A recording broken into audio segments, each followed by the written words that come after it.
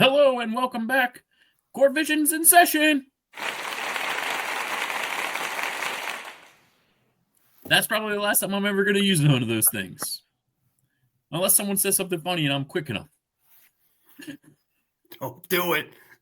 We don't have 45 minutes to kill on the rest of these sound effects.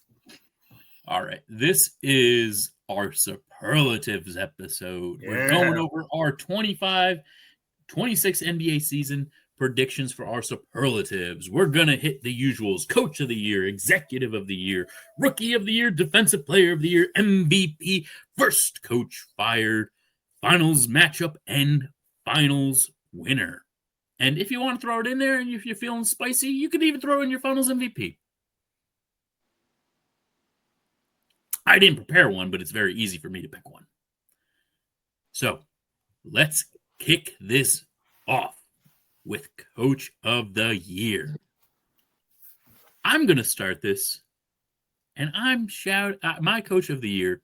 Who do you actually? I want your guesses. Who do you guys think I'm picking as my Coach of the Year?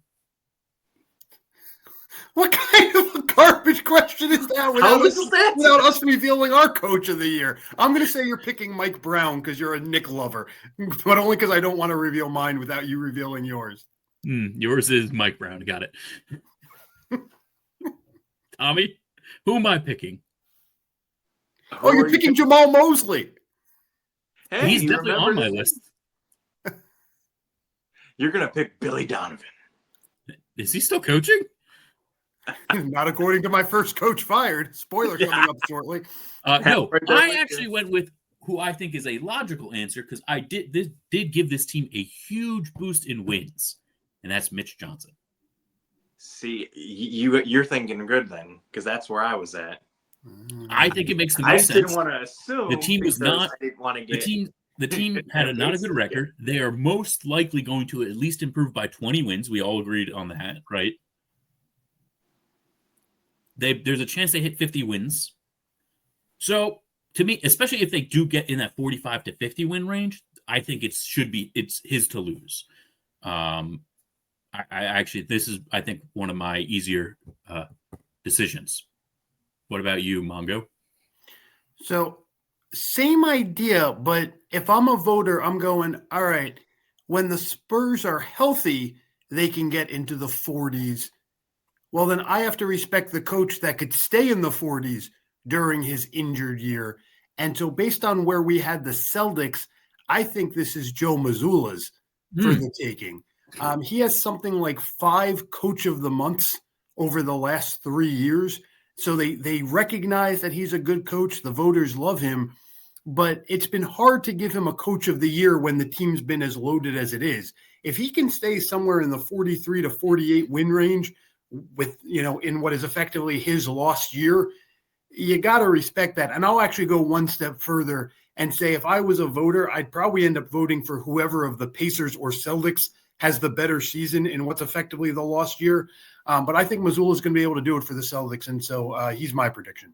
I mean, that's definitely a good pick. He's definitely on my short list. I don't have Mike Brown on the list. The Knicks were a good team last year. The Knicks would have to be like single digit wins in order for me to think that he, deserves it. Obviously I'm exaggerating to a little bit, but I don't see a world where Mike Brown should be winning Coach of the Year for the Knicks. But No, I thought you were just trolling us by being a homer there. Also, I'm assuming you mean single digit losses, not single digit wins. I meant losses. Yeah. Okay. Which again, I mean, they're not single digit.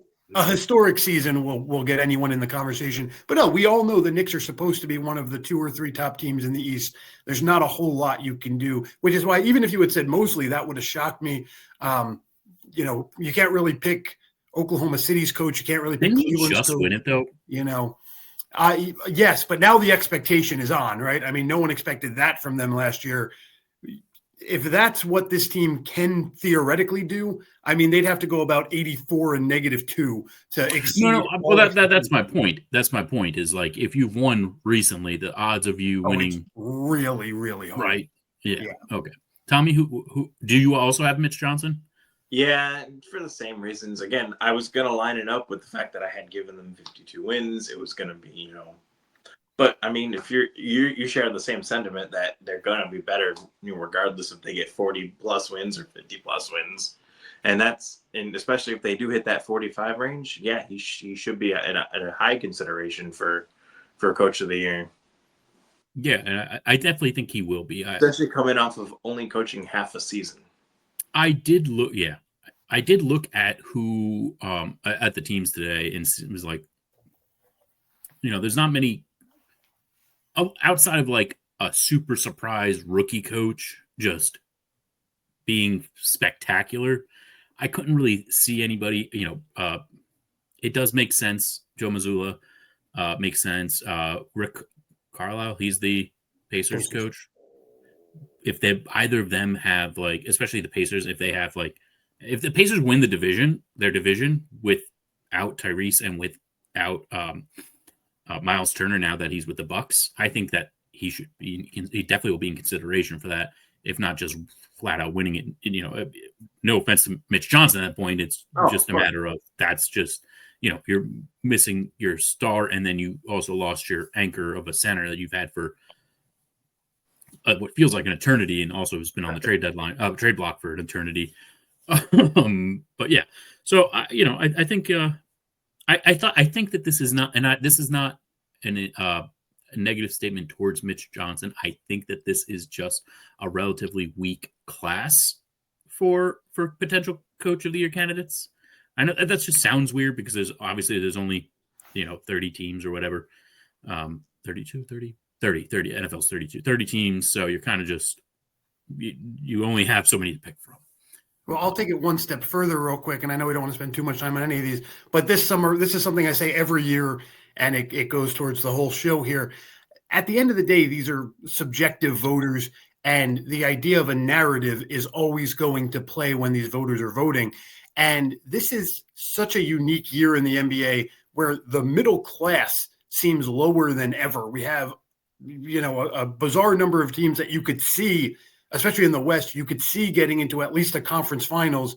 And then you have a handful of teams who you could see winning less than 30 games. And so, like, if the Pacers, like you just said, if the Pacers win their division, to me, if I'm a voter, I'm not looking at great job Carlisle. I'm looking at how does Kenny Atkinson still have a job? I'm putting the blame more on those teams that let a surprise team get in front of them, more than I'm rewarding those surprise teams. If the Heat win the Southeast, I'm looking at fire Mosley chants on Twitter, that kind of thing. I think the expected teams will get blamed more than the surprise teams will get rewarded, unfortunately.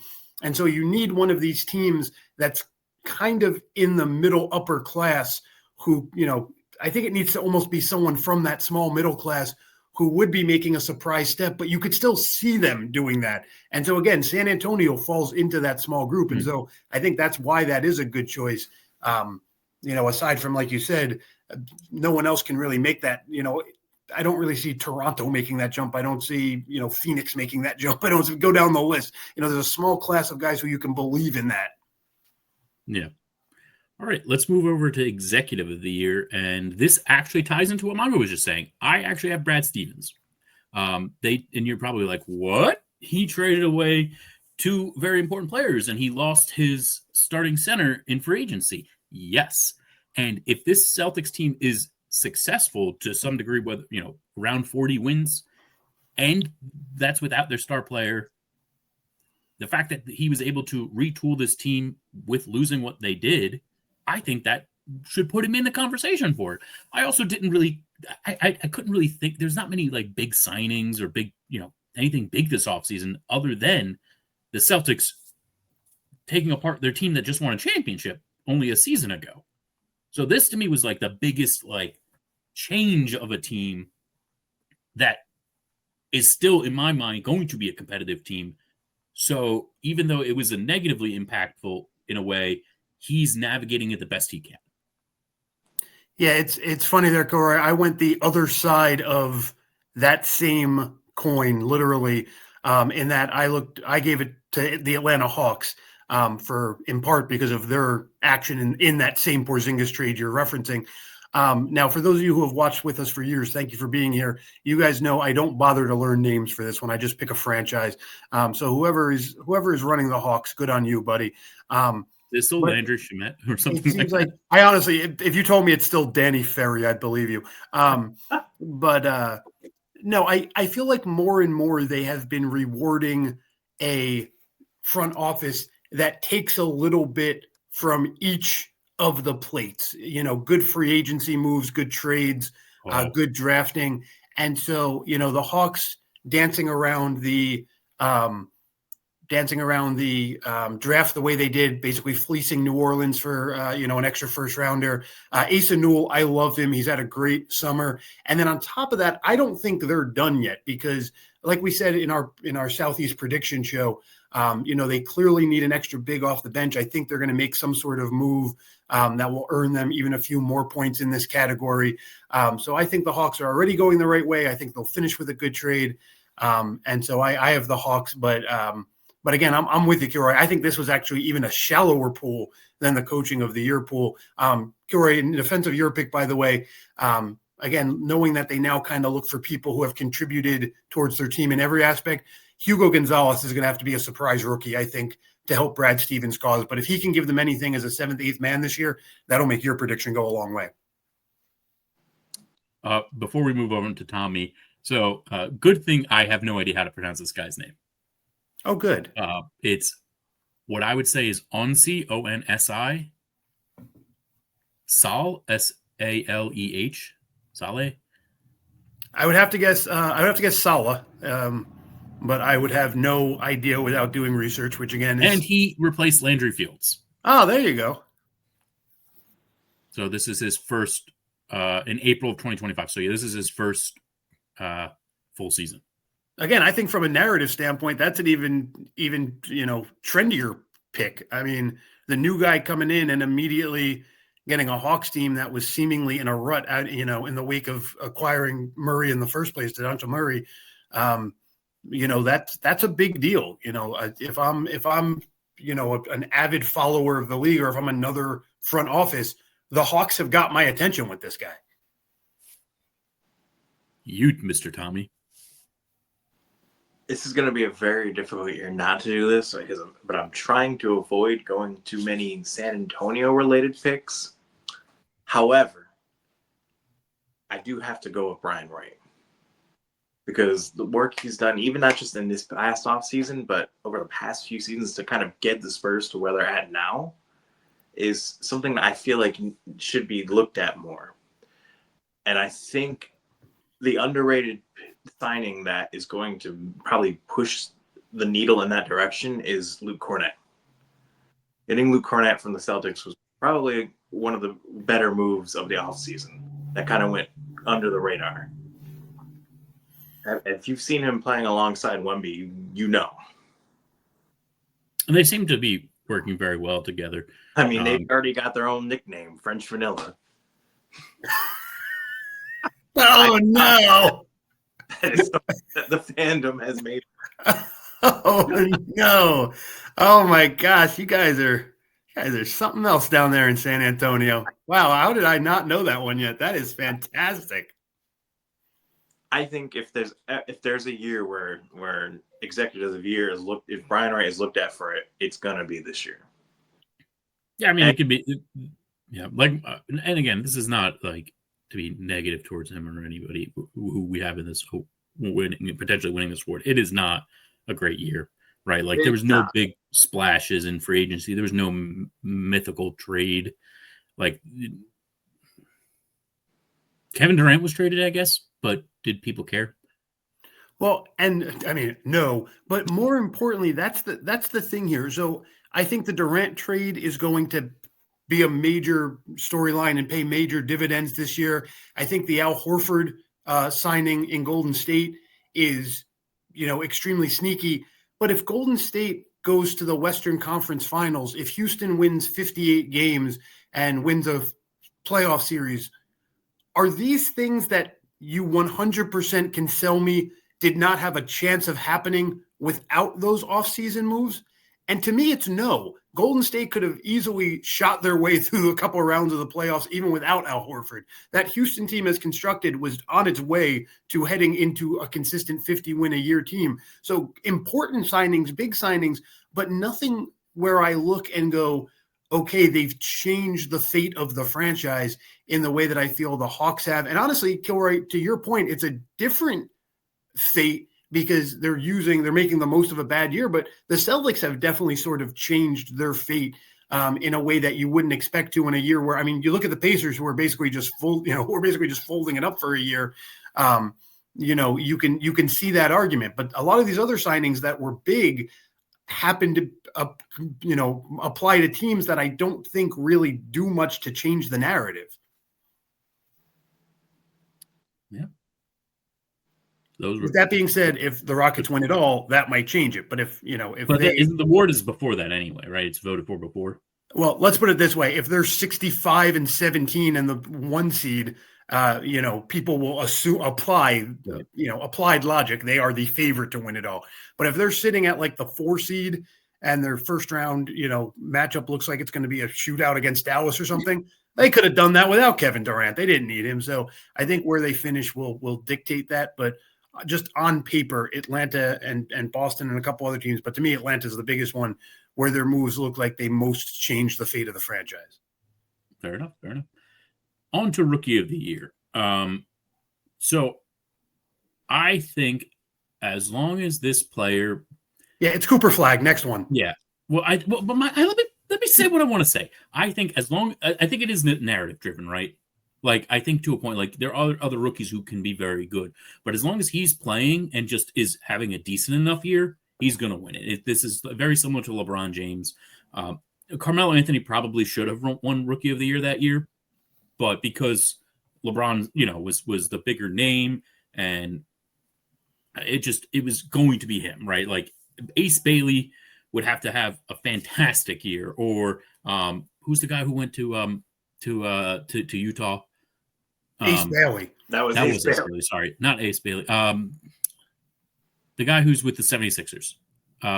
VJ Edgecombe. Thank you. He's hurt though, isn't he, or something like? No, whatever. You're thinking of Jared McCain. Thank you. Anyway, if he has some sort of he would have to be so much. Any of these guys would have to be head and shoulders above in terms of like Cooper Flag would have to be shooting like 25% from the field with like more turnovers than assists in my opinion, for him to not get this award. Especially seeing he's supposed to be starting. I mean, it's going to be Cooper Flag.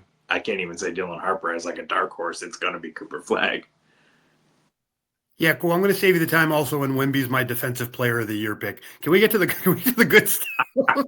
Listen, Cooper Flag, to be honest, Kilroy is absolutely correct. Any tie amongst rookies, talent-wise, Cooper Flag is going to win. So I do respect and get what you're saying, Kilroy.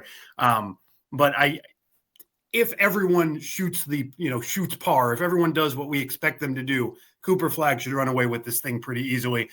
When you factor in, because again, Tommy, I was waiting for you to make some sort of argument for the talent of your boys down in San Antonio, at which point I could then remind you that your team has basically a 23-man rotation. On top of everything else, Cooper Flag automatically had opportunity. And then we have injuries in Dallas giving him even more opportunity. So, I mean, not only does he have the top talent, but he also has one of the clearest paths, amongst rookies. This one should be pretty obvious. All right. Defensive player of the year. Yep, Victor. Next category. I think, again, this is as long as he hits the marks that he needs to in terms of games played, I think he's winning this award. I don't think that I think at this point they're finally ready to have a new. And Monk's trained him well. Well, they've been trying to surpass to find someone to beat out Rudy Gobert, and they had Tyson Daniels, but Daniel whatever, right? Whatever. Tyson Daniels. Thank you. But it's Victor's to lose. It was Victor's to lose last year until he didn't manage to play enough games. I'm just going to pick Victor every year we do the show until 2030. I'll just announce that now. You can just write it in my prediction log for the next 6. All right, we'll also put that in your contract. You're obligated to pick him. That's fine. It's like, I pick the Ravens every year to be the AFC champion. Whoops. I pick Webby every year to be the defensive coordinator. Hey, the Ravens still have a 41% chance of winning it. Listen, I'm sold. The Steelers have a 46%, which is crazy. Listen, if you told me right now you came back from January 2026 and one of these things is true, the Ravens won the Super Bowl or the Jets won multiple games, congratulations to the Baltimore Ravens on winning the Super Bowl. So, listen, we all have problems in our own respective fan bases here. Yeah. I mean, let's move on. Oh, sorry, Tommy. Do you want to add more about Victor? What's there to say that I haven't said? Like I've said in the Southwest episode about how you might have even said in that episode he used your DPOI. I know you've said he's in your MVP talk. Oh no, I kind of figured it was a no-brainer that he was my defensive player of the year. I mean, he's going to be averaging the most blocks in the league again. I mean, last year he had the most he was averaging the most amounts of blocks per game, and he didn't even play a full season. I mean, it's only going to be higher now. Yeah. That's fair. All right, let's move to MVP. So let me say this. I think the way that the voting goes now with MVP, it's kind of, I think at this point, we're not going to see any more Giannis MVPs. We're not going to see any more Joker MVPs. Maybe SGA gets another one at some point. I don't think it's going to be this year. I don't think they're going to give him back-to-back unless he has like a spectacular year.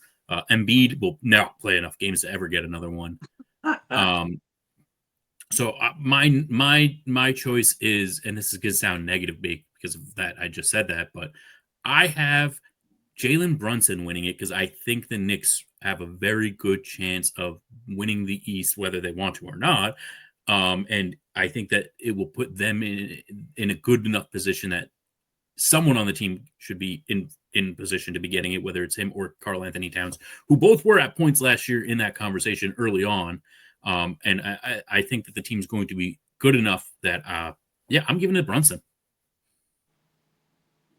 So I like the pick. You actually agree with CBS.com, who alludes to the fact that at 10,000 to 1, he's a very, very tempting long shot. So if you were out there as a gambler, and as always, gamble responsibly, but he's not getting the respect he should odds wise, which is saying something because, if you remember, he was voted clutch player of the year last year. So it's not like he's not on the voters' radar. And everything you said is 100% true.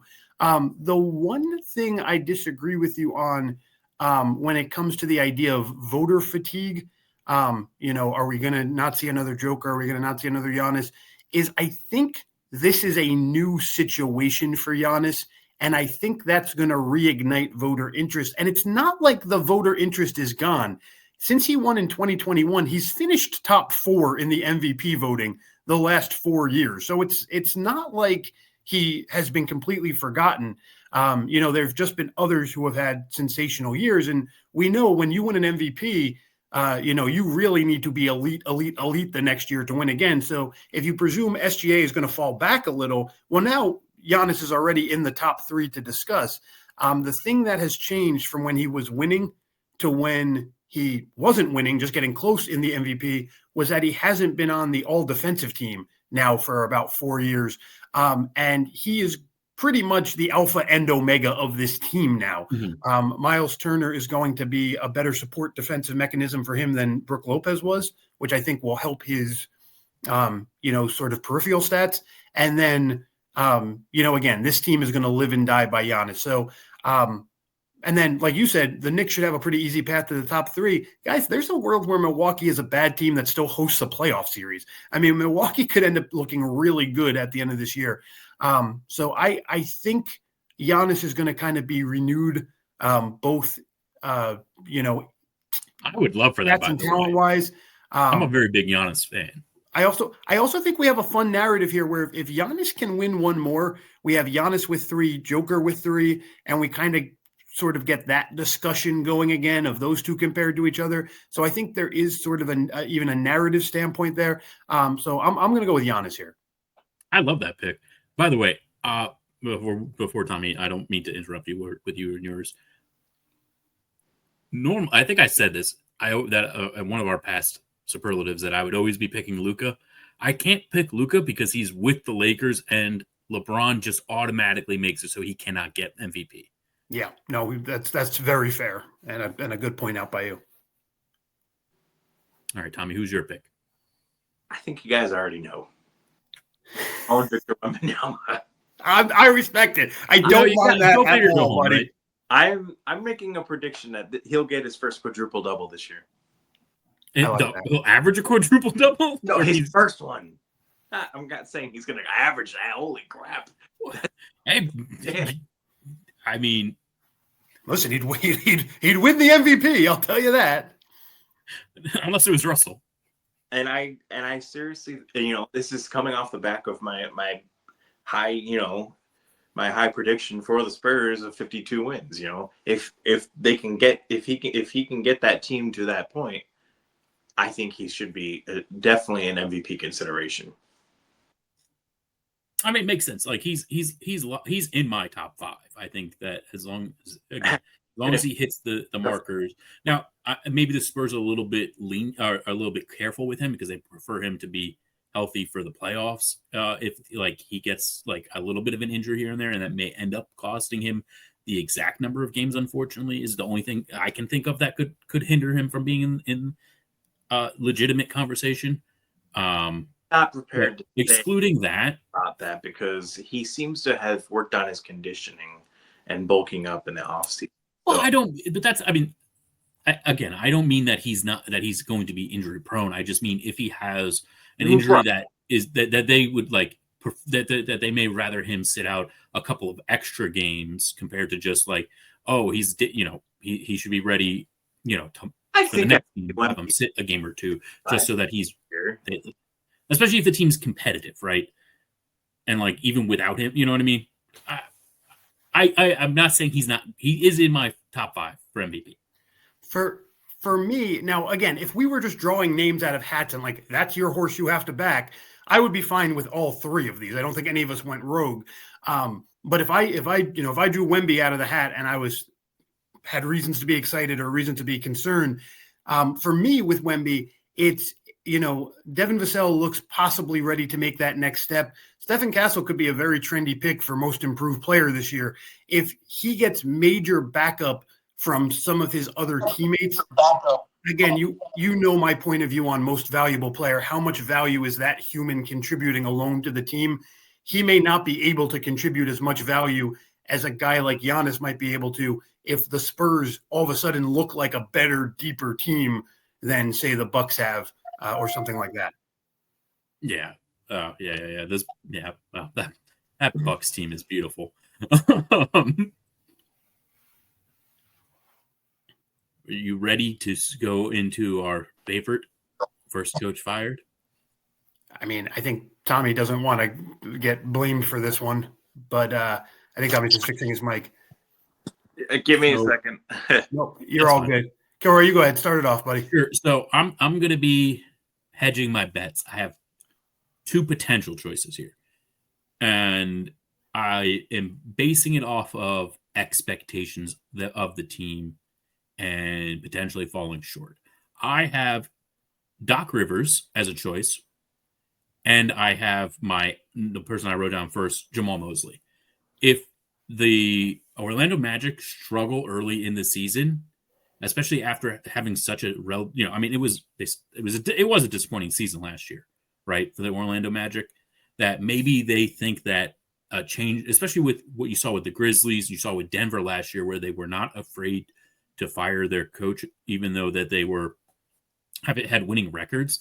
If the Magic aren't where they think they should be, and that they think that this team should be taking a huge step forward this year, especially with that with their trade that they did, and the team is struggling, even if they're hovering around 500 or just slightly below it, I could see them making that move. And I definitely could see the Bucks doing that with Doc Rivers as just some sort of last resort to try to figure out how can we keep Giannis? I mean, it would be the first time. Before they're forced to legitimately look into doing a trade so that they can so they can get some sort of something back for him without just losing him in 2027. But if you're telling me I have to pick one, Jamal Mosley. I'm going to go to Tommy next. I would like third on this one because I'm going to go a little rogue. The coach I want to pick, even though I Billy think Donovan? the job is probably the safest, and not for good reasons, is the coach of the Brooklyn Nets. Oh, I love Jordy. I'm going Billy Donovan. There you go. I had last year. Tommy, I'm going to warn you. I've gone Billy Donovan many years in a row. He just I do not want to lose him. What Chicago? What do you see in this coach? Because what does Chicago see in any of them on their roster? This is fair. Sorry. No, I wanted to do that. I genuinely believe we may see a very rare year here where all 30 coaches make it through the year. Because to me, some of the most obvious candidates, Tommy, you alluded to Jordy Fernandez. I think the wheels are going to fall off mega hard for Doug Christie in Sacramento. But these are guys who have been there, less than 2 years. These are guys who are going to be given a fair shot. I don't think Charles Lee is the right coach in Charlotte, but, he's only in his first year. I can't even name the guy they just put in charge in Memphis or Phoenix, but, we've only seen 21 first-year coaches ever get fired after 1 year. The odds are in these guys' favor. Meanwhile, just real quick, some stats of guys who I thought were no-brainers here. I was ready to go with Chauncey Billups. Chauncey Billups, through 4 years, 357 winning percentage, guys. He's lost roughly 65% of his games over 4 years, and now there's at least some sort of expectation there. But I learned in April, they just re-signed him to a multi-year deal. They apparently like his lose two, win one style. And then I get that this guy is part of the Danny Ainge Mafia, so maybe that's what it's all about. Will Hardy, he of 85 and 161 record in 3 years in Utah, just got extended through 2031 somehow. So I have no idea what some of these teams think they're doing. But with that much confidence in bad coaches out there, I don't know why you'd fire an even halfway decent coach. So I had to think real deep just to play this game. I do think we go 30 safe coaches this year. I went strictly. I created a story in my head. Let's say Kawhi is injured, and let's say more news comes out about Kawhi and this bizarre bogus contract, and let's say James Harden starts phoning it in. You can see a world, because this has already happened to this poor man, where they just have Tyronn Lue fall on the sword to just have something happen in Clipperland. So I'm going to go with Tyronn Lue, but more from a place of I just had to pick somebody. Doc Rivers does the same thing, Gilroy, but I feel real careful. I feel real good about 30 guys staying through the year here. Now, ignoring the fact that they just re-signed him, do you think Portland regrets not going with Becky Hammon? I think Chauncey Billups must own some sort of blackmailable information on Scoot Henderson. I have no idea what this man is doing with a job. I think I didn't realize he was coaching that long, by the way. He's been there since 20. So he's been there since 21. And the other guy who I wanted to pick, Willie Green with the Pelicans, has been there since 21. And I think that franchise is now so backwards roster build wise, he's going to get blamed for it. But they just reworked his contract that him and the front brass all have expiring contracts together, basically suggesting like they're going to just blow the whole thing up at some point together, not just cast off the coach if they need a scapegoat. So all of a sudden, Willie Green and Chauncey Billups look weirdly safe for two guys who I thought were the easy picks here. So Tommy, back to your question though, I think, do they regret Chauncey Billups instead of the end of that sentence? To me is it doesn't matter. I mean, Becky's doing a great job with the Aces, a little bit of a mini dynasty going on. We'll see what happens with the big shakeup in lieu of the the contract rearrangement in the WNBA this winter. But just in terms of on-field success, I mean, it sure looks like Becky Hammon knows how to win as a coach more than Chauncey Billups does.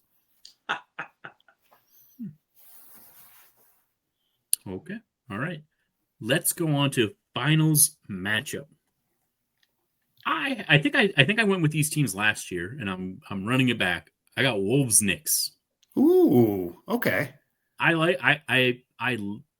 like this Wolves team enough. I think Ant is by the way, he's also on my short list of potential MVPs. I just think that there's too much talent around him that it will discount it, which I know seems odd because I didn't say that with Brunson, but I'm also just a Knicks fan. That's fair. I don't blame you for that. But yeah, I like that Wolves team. I think that they are built well enough that they can come out. I think there will be a bit of a regression with the Thunder. I think that they may not that they're going to. I don't know. I don't think they're going to struggle. I think they're still going to be one of the better teams, but I just think that there's going to be potentially enough of a hangover of some sorts after winning that maybe they struggle a little bit more than anticipated when it comes to the actual playoffs. And I just, Denver, I would like Joker to win another one. I just don't see that team as it's constructed winning another one. And I think Golden State is just too old. And Lakers, unless they entirely hand this team over to Luka and trade LeBron, I can't see them winning. That team is just not greatly constructed still. Lots of interesting info coming out about that, about LeBron. Yeah, well, we're not going to talk about today, but give some context. But I'm actually going to hit my winner and my finals MVP as well. And then we'll pass it along. I actually just have the Knicks. I think that this is the Knicks' best chance since last year. And I know that sounds silly, but I don't think I said it all last year. I actually really thought the Knicks had a legit chance last year. And at this point, you know what? I don't care. I'm just going to say it. I think the Knicks should win the finals this year. I think they this is the best position they've been in certainly a very long time. This team is constructed well. I'm not necessarily sold on Mike Brown, but I think that the players are good enough that as long as he is not a terrible coach, that it shouldn't be an issue. I think he's good enough. I don't think he's necessarily an upgrade over Tom Thibodeau, but I don't think he's a downgrade as well. And then my finals MVP is going to go to Karl Anthony Towns. Ooh, okay. I was expecting Jalen Brunson, but he can't have it all. Brunson, in that scenario, Brunson is probably having to dedicate a whole lot of energy to just trying to stay with Edwards and is probably becoming more of a facilitator in that matchup. I would guess Towns would have the flashier stats, in that particular matchup. So I do like that pick there, Kilroy. Thank you. I'm going to go next year in hopes that Tommy gets to end with a soundbite of him picking the Spurs to win it all. And if not, I mean, my pick is safe enough that I'll be honest. This is the first year I don't like my pick. So watch it be right, because last year I had the Sixers winning the East and God knows how that went. But we're at whatever it is now, year 6 or year 7 of a different champion every year. We're in Adam Silver's parody palooza that we live in. That's literally not sustainable. Like, you can only go 30 years before somebody has to repeat win. It's physically not sustainable. Just do the math. Eventually, I don't know. They're adding 2 more teams soon. And it's 32 years, but eventually somebody has to repeat. And so in a year that feels very not predictable. I mean, I think it's a very open field, but in a year that feels like the cream will ultimately rise to the top, in a year that feels like, there's no chance for a dark horse to make any sort of run, I think this is a great year as a mathematician, as a fan of statistics, to say it's got to happen eventually. Let's take the shot here that we finally get a repeat winner. So I'm going to have the Thunder over the Knicks as my finals here. I don't like it. I just, at some point, I have to guess it. I'm going to guess it right here. And if I'm wrong, well, then I'm wrong. I hope I'm wrong. I'm rooting for the Knicks, obviously. In that scenario, SGA is your finals MVP. Again, I'm solely playing the odds that eventually a guess like this has to hit. Let's take it right now. I don't like it, but for obvious reasons. But I don't like it. I'm very upset with myself, but I'm going for it. Tommy, who do you have the Spurs facing in the finals? This is the part of that I told you I was wholly unprepared for. So I'm going to present two scenarios. One that I think is more realistic, and one to cater to Mongo's desire to hear what I have to say. All right, you got to end with Mongo's desire because we all love to give Mongo his happy endings. I'm going to go a little differently from the Thunder. Not that I don't think the Thunder can't make it. I think they probably will. But I'm going to try something a little different. I'm going to say Rockets versus Knicks in the finals. Okay. I don't mind it. Knicks winning, Brunson MVP. Love the last part of that even more. and in a 4-3 win. So it's going 7. You're even getting going with wins on that. I dare not. I'm taking the Thunder in 3. You know what? Good on you, Mongo. The Knicks will win the other 4, though. But good on you. My second scenario is a beautiful irony. In fairness, probably knows where I'm going. In fairness, the Rockets also beat the Knicks in the playoffs in the 90s. Don't think you're special because you've beat the Knicks. They've all beat the Knicks, my friend. In this scenario, I have the San Antonio Spurs going on a miracle run to make it to the NBA Finals. They meet the New York Knicks the Knicks tremble in fear as they meet their old foes from 1999. I can't even take myself seriously. I tell you what, though, the Knicks would have defeating the New York Knicks in 4 games. Yeah, with Wembanyama, your Finals MVP, with 40 points average per game. Yeah, the sad part is Wemby is built for that. The Knicks don't have an answer for that. If we ever run into the Spurs in the finals over the next 3-4 years, forget it. You can just check in on if the Yankees are doing good in the spring. I mean, it's over if Wemby gets to the Knicks. Because Wemby's the obvious Finals MVP pick. I'm going Stephon Castle as your Finals MVP. That's ridiculous and not going to happen. It will be Wemby no matter what. Point. I mean, I like that you brought it back to unreality because what is to me the most real part of that is the Spurs match up stupidly well against the Knicks. We are in mega trouble if that ever happened. I'm trying to think who would defend. Nobody. They just let him go right to the basket and hope he accidentally rolls his ankle dunking on us at some point early in the series. Oh, wait. Question. Is Mitch Robinson healthy? They put Jalen Brunson in a slingshot and hope that he hits. If Mitchell Robinson's healthy, he can at least kind of do something. They're gonna do the Space Jam approach of just have Elmer Fudd and Yosemite Sam dressed as the Men in Black, ready to shoot him at the basket. Yeah, no, that's not a great matchup for us. So hopefully, can we get iHeart back? Once it looks like San Antonio is the perennial Western favorite, which should be about a year away now. If I'm any team in the East, I'm going and signing the Andre Drummonds of the world.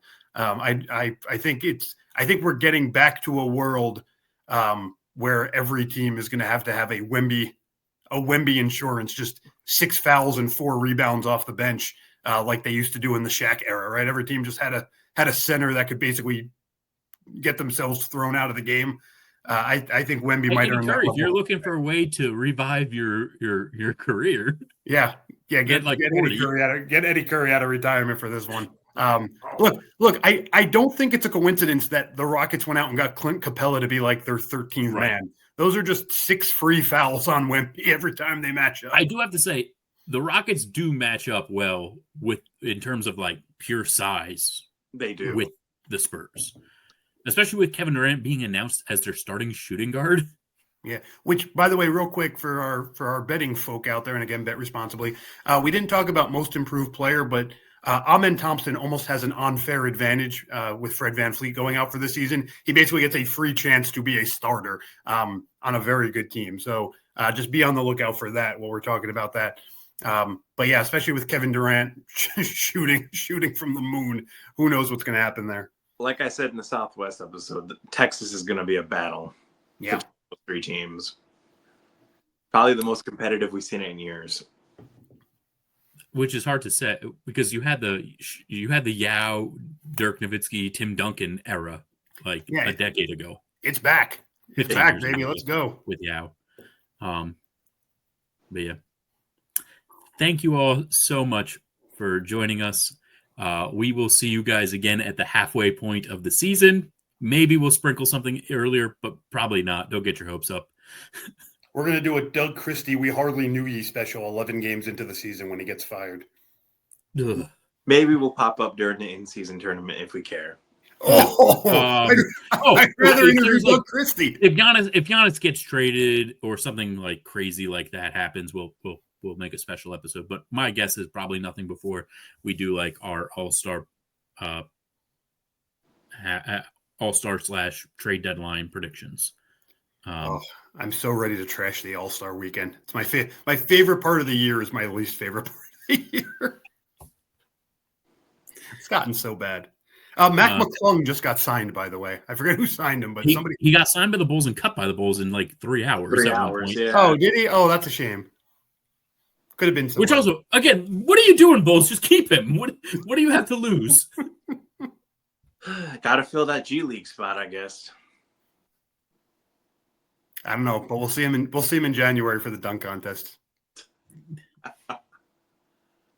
You know, why doesn't an NFL team sign him? He'll do a dunk over the Bulls mascot. He's got to be a decent like red zone threat, right? Listen, the he's Jets, like 6'4". The Jets will take him. I assume this is all setting up for McClung to just reenact Jordan's dunks in the All-Star in the dunk contest. I assume that's the move here. He'll come out dressed in the Space Jam outfit and everything. Except he'll be dressed as Elmer Fudd. Come dressed as the Bulls mascot himself. Benny the Bull? Yeah. That's his name, Benny the Bull. It is, yeah. I could see that. I think honestly, save the dunk contest. Have the mascots do the dunk contest. Ooh, a mascot dunk contest? The Coyote would for that. The Coyote would have a mascot, but oh boy. The Phoenix Gorilla down there. There could be some good ones. Why is there's a gorilla? Why? The Nets had one at one point. I cannot tell if listen. They've been right down the road our whole life. I cannot tell you. A wolf or a fox or something.